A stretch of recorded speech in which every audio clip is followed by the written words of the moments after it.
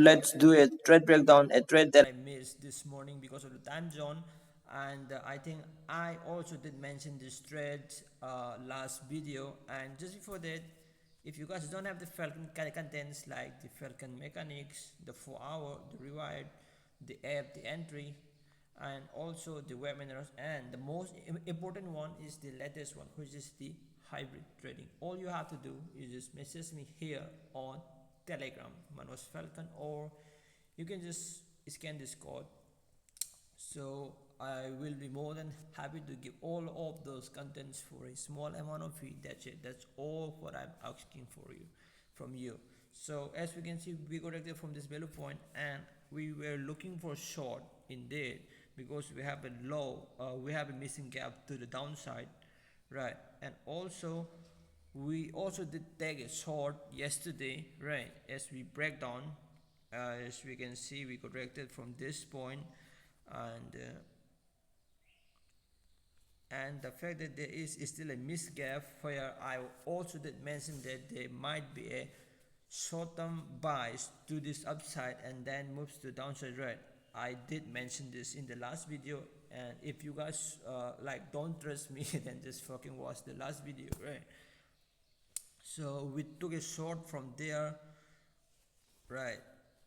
And let's zoom in, let's look at this buy that I missed. So as we can see, we fill up this, we corrected from there as a to this continuation structure, a structure that can be seen in the H1 time frame, a theta structure, right? As we can see, and you can also measure the impulse leg and put it right there.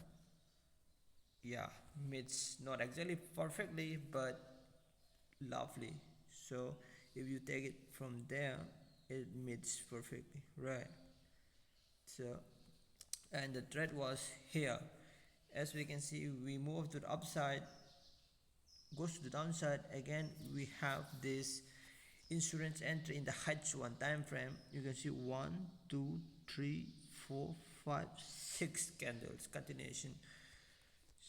So once the price moves to the downside from there, as you can see, moves to the downside, all you can do is just set a stop or order play, something like this, slightly above there, and your stop loss will be just up, just around there. So you don't need to protect yourself down there because that will be too much, right? So this is more than enough. So we will be moving around like 4% if I took this trade, but I didn't. I missed it because of the time zone, so there's nothing I can do right now.